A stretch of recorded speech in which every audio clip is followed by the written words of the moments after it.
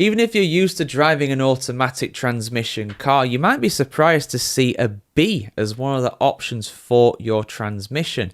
After all, the standards for this are P, R, N, and D, as well as L for a shift mode. But what does B stand for on your transmission in your car? Well, I'm going to tell you what it stands for in this video today. So those ones that I just said before, they all stand for park in the case of P, R for reverse, N for neutral, as well as D for drive. Now, L is a low gear shift mode, which basically allows you to use manual transmission, but only for the first few gears of your car, usually just first and second. This really helps when doing things such as hill starts, which automatics are usually pretty bad at, and also going uphill in general, just things like that, awkward kind of situations. It allows you to take control of the gearbox. Now, I used to have an automatic car, and personally, I always used to use the up and the down shift rather than just using the car's automatic transmission. I prefer using a manual transmission personally. My car is a manual. It's a stick shift, as you guys say over in the States. I just prefer it. I like it. I'm used to it. If I go for an automatic car, there's nothing wrong with it, but I just find it different. It's just a bit strange. I've driven automatics in other countries. Usually when I drive on the right-hand side of the road, I prefer to have an automatic car because it's easier. It's one less thing to actually worry about. But there are some other letters and symbols that you might see on a transmission.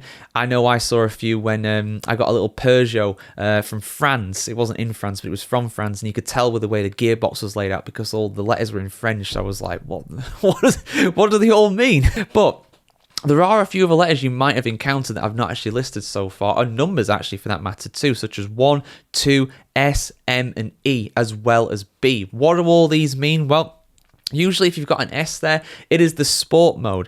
If you have an L there, like I said, that is a low gear, but you can also get a 1 or a 2 as well, which indicate the first and second gear, just like L normally would do for the first 2 gears as well. M would stand for manual. Again, that's just the option where, like I was explaining before, where you can shift up and down automatically, manually, I should say, when it comes to that, if you want to have that as well. Economy as well, that's just a fuel economy mode. So that's normally these kind of modes you might actually see on a manual car as well, but of course be hidden behind some sort of menu in the actual steering wheel, like the heads-up display thing or something like that. But usually in automatics, you do sometimes get these modes actually laid out for you where the actual the transmission is, where the shifter is. But what does B stand for? I've made you guys wait a long time to find this out.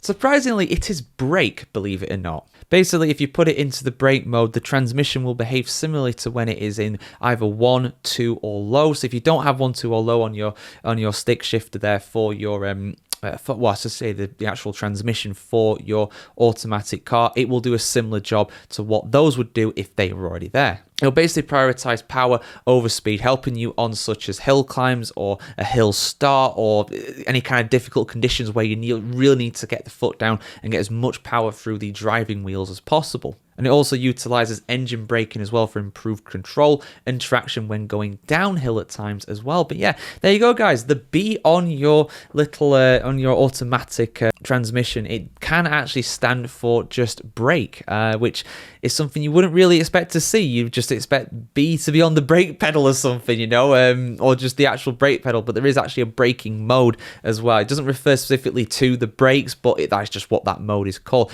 Did you know that was a thing? But apparently a lot of you guys are asking this question, so that's why I made the video. That's what we're here for at the end of the day. But if you found this informative, there's plenty of videos just like this on the site as well. Hope you guys enjoyed it. Like, share, comment, subscribe, all that good stuff, and we'll see you very soon for some more content like this.